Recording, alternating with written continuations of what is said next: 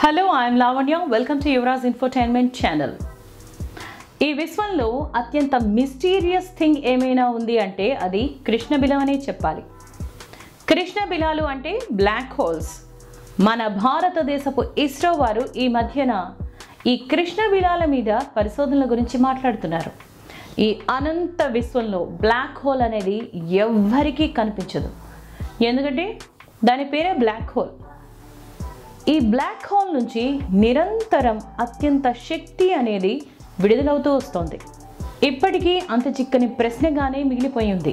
మరి మన భారతదేశం ఈ బ్లాక్ హోల్స్ని స్టడీ చేయడానికి ఇటీవల 2024 సంవత్సరాన్ని ఒక అత్యంత విజయవంతమైన ప్రయోగంతో స్టార్ట్ చేశారు.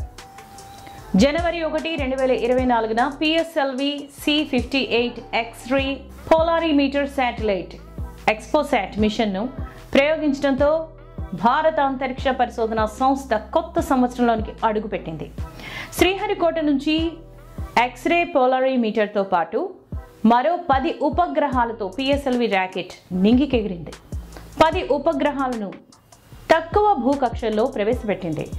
బ్లాక్ హోల్స్పై లోతైన పరిశోధన నిర్వహించడం లక్ష్యంగా ఈ ప్రయోగాన్ని భారతదేశం నిర్వహించింది. నిజానికి మన ప్లానటరీ సిస్టంలో ఉన్నటువంటి సూర్యుడి కన్నా అత్యంత పెద్దగా ఉన్న నక్షత్రాలు చివరికి బ్లాక్ హోల్స్గా మారటానికి అవకాశం ఉందని సైంటిస్టులు చెబుతూ వస్తున్నారు. ఈ మధ్య యావత్ ప్రపంచంలో ఉన్నటువంటి శాస్త్రవేత్తలు కూడా ఖగోళ వింతలను చూసి ఆశ్చర్యపోతున్నారు. ఎందుకంటే జరుగుతున్న ఘటనలను వారు రకరకాల సిద్ధాంతాలతో సరిగా వివరించలేకపోతున్నారు. ఎందుకంటే ఈ యూనివర్స్లో ఉన్నట్టుండగా అకస్మాత్తుగా ఒక నక్షత్రం మాయమైపోయింది.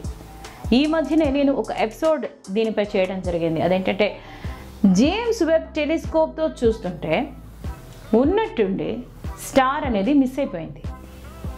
ఇలా మన సూర్యుని కన్నా పెద్ద సైజులో ఉన్నటువంటి నక్షత్రాలు హఠాత్తుగా మాయమైపోవటం అనేటటువంటి కాన్సెప్ట్ని వివరించడానికి చెప్తున్నటువంటి విషయం ఏమిటంటే ఈ బ్లాక్ హోల్స్ అనేవి ప్రముఖంగా ఈ నక్షత్రాలను మింగేస్తున్నాయి అని చెప్తున్నారు. ఎందుకంటే ఈ బ్లాక్ హోల్స్ అనేవి చాలా చాలా బలమైనటువంటి ఆకర్షణ శక్తిని కలిగి ఉంటాయి. కాబట్టి ఆ బ్లాక్ హోల్కి కాస్త దగ్గరగా ఉన్నటువంటి నక్షత్రాలైనా గ్రహాలైనా ఆఖరికి పెద్ద పెద్ద సౌర వ్యవస్థలను ఉన్నా కూడా పాలపుంతలు గెలాక్సీలను సైతం ఆ బ్లాక్ హోల్లోనికి లాగేసుకుంటూ ఉంటాయి.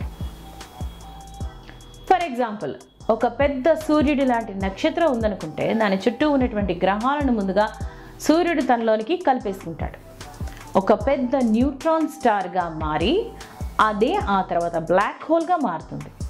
సో కొన్నేళ్ల తర్వాత చూస్తే అక్కడ ఏ గ్రహాలు కనిపించవు. అసలు ఇంతకీ ఈ మింగేసే ప్రక్రియ అనేది ఎలా జరుగుతుందనేది ఇంతవరకు ఒక మిస్టరీగానే మిగిలిపోయింది. మనం ఉన్న ఈ పాలపుంతలో అంటే మిల్కీవే మధ్యలోనే ఒక చాలా పెద్ద బ్లాక్ హోల్ ఉంది. కాబట్టి దీనికి దగ్గరగా వచ్చిన ఏ గ్రహమైనా కూడా తిరుగుతూ తిరుగుతూ ఈ బ్లాక్ హోల్లోనికి పడి అదృశ్యమైపోతుంది. అంటే ఈ బ్లాక్ హోల్ అనేది ఆయా గ్రహాలను మింగేస్తోంది.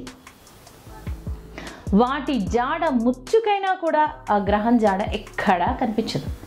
మరి ఇలాంటి బ్లాక్ హోల్స్ మీద పరిశోధన అనేది ఖచ్చితంగా జరగాల్సిన అవసరం ఎంతైనా ఉంది. ఎందుకంటే రేపొద్దున్న మానవాళికి ఏమైనా అపాయం జరగచ్చు. అంటే మన భూమి ఉన్నటువంటి ఈ సౌర మండలంలో ఉన్నటువంటి మన సూర్యుడు బ్లాక్ హోల్గా మారతాడా అంటే మారడు. ఎందుకంటే సూర్యుడిని మన సైంటిస్టులు ఒక వైట్ డ్వార్ఫ్గా అంటే ఒక మరగుజ్జు నక్షత్రంగా పరిగణిస్తున్నారు. కాబట్టి సూర్యుడు బ్లాక్ హోల్గా మారే అవకాశం లేదు. మరి మన పాలపుంత మధ్యలోనే ఒక బ్లాక్ హోలే ఉన్నప్పుడు మన సౌర మండలానికి రక్షణ ఎక్కడిది? అసలు ఇంతకీ సైంటిస్టులు ఏం చెబుతున్నారంటే ఈ విషయమే ఒక బ్లాక్ హోల్ మధ్యలో ఉంది. కాబట్టి ఎప్పటికైనా ఈ బ్లాక్ హోల్ అనేది మనల్ని అందరినీ మింగేస్తుంది అని ఈ మొత్తం గ్రహాలు నక్షత్రాలు అన్నీ కూడా ఈ బ్లాక్ హోల్ చుట్టూనే తిరుగుతూ ఉన్నాయి. కాబట్టి ఏదో ఒక రోజున మన గెలాక్సీ కూడా అంతమైపోతుందనే చెప్తున్నారు. ఈ రహస్యాలను ఛేదించేందుకు నాసా వారు ఇమేజింగ్ ఎక్స్రే పోలిమీటర్ ఎక్స్పోజర్ అనే ఒక శాటిలైట్ను ప్రవేశపెట్టారు. మరి వారి తర్వాత ఈ ఎక్స్పో శాటిలైట్ అనేది ఈ అంతరిక్షంలో పంపించడానికి సమాయత్తమైనటువంటి రెండవ దేశం మన భారతదేశం. చైనా, రష్యాలను కూడా వెనక్కు నెట్టి విశ్వంలోనే అంతరిక్ష పరిశోధనలో చాలా చాలా కష్టతరమైనది అని చెబుతున్నటువంటి ఈ బ్లాక్ హోల్ మీద పరిశోధన చేయటం అంటే అంత మామూలు విషయం కానే కాదు.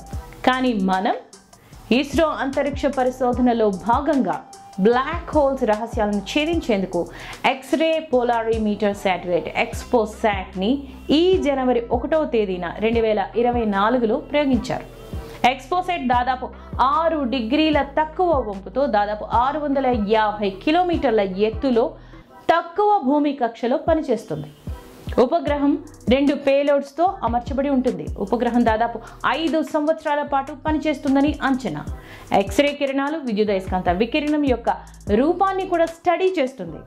ఖగోళ మూలాల రేడియేషన్ మెకానిజం అలాగే జ్యామితిని పరిశీలించడానికి ఎక్స్రే ధ్రువణతను కూడా పరిశీలించనుంది.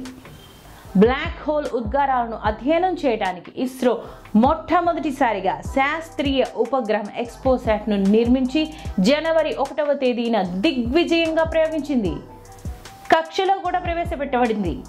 అది కూడా ఎప్పటిలానే అత్యంత తక్కువ బడ్జెట్తో ఇస్రో ఈ ఉపగ్రహాన్ని తయారు చేయడానికి జస్ట్ 250 కోట్ల రూపాయలను మాత్రమే, అంటే ఒక సినిమాని నిర్మించేటంతటి ఖర్చుతోనే నిర్మించేశారు. ఇప్పుడు యావత్ ప్రపంచ దేశాలు మాట్లాడుకునే మాట ఒక్కటే, అలా ఎలా అంతటి తక్కువ ఖర్చుతో ఏకంగా మానవాళికి ప్రయోజనం చేకూర్చే శాటిలైట్ని తయారు చేయగలిగారు ఈ భారతీయులు అని. ఎందుకంటే మన భారతదేశాన్ని తీసుకుంటే 500 కోట్ల రూపాయలను ఖర్చు పెట్టి కూడా కొందరు సినిమాలను నిర్మిస్తుంటే, హాలీవుడ్ని తీసుకుంటే 1000-2000 కోట్లతో కూడా సినిమాలను నిర్మించేస్తున్నారు. అంటే వారి భాషలో చెప్పాలంటే ఒక లో బడ్జెట్ సినిమాని నిర్మించే ఖర్చుతో ఒక శాటిలైట్ని, అది కూడా బ్లాక్ హోల్స్ని స్టడీ చేయడానికి భారతదేశం ప్రయోగించింది. అంటే అందరూ ఆశ్చర్యపోతున్నారు. నాసా అయినా ఇస్రో అయినా తయారు చేసినటువంటి పరికరాలు లేదా పేలోడ్స్ అన్నీ కూడా దాదాపు ఒకే రకంగానే ఉంటాయి.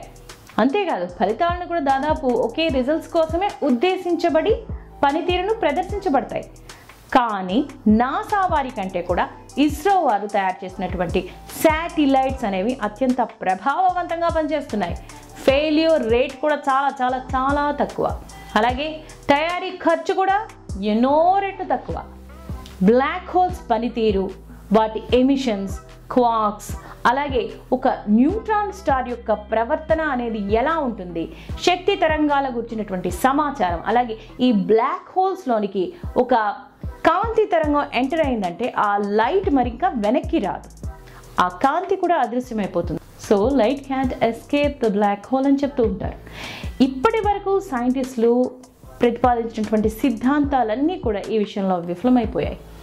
ఎన్నో లక్షల కిలోమీటర్ల అవతల ఉన్నటువంటి ఈ కృష్ణబిలం అంటే ఏంటి, వీటిలో గ్రావిటీ ఎలా ఉంటుంది, దాని డెన్సిటీ ఎంత ఉంటుంది, దాని ప్రవర్తన, దాని తీరు ఎలా ఉంటుంది, ఇవన్నీ కూడా చాలా చాలా రహస్యంగానే ఉన్నాయి. కాబట్టి ఇంతటి మిస్టీరియస్గా ఉండేటటువంటి ఈ కృష్ణబిలాల గురించిన సమాచారం కోసం భారతదేశపు ప్రయత్నం మానవాళి వేస్తున్నటువంటి ఒక ముందడుగుగానే చెప్పాలి. ఏదేమైనా ప్రపంచంలోనే బ్లాక్ హోల్స్ గురించి పరిశోధించేందుకు ఉపగ్రహాన్ని ప్రయోగించిన 2వ సక్సెస్ఫుల్ దేశంగా మన భారతదేశం ఉండటం మన భారతీయులందరికీ కూడా చాలా చాలా గర్వకారణం అని చెప్పాలి. మీకు ఈ ఎపిసోడ్ నచ్చితే మీరు ఫ్రెండ్స్కి చెప్పండి. యువరాజ్ ఇన్ఫోటైన్మెంట్ ఛానల్ని సబ్స్క్రైబ్ చేయండి, లైక్ చేయండి, షేర్ చేయండి. And thank you for watching.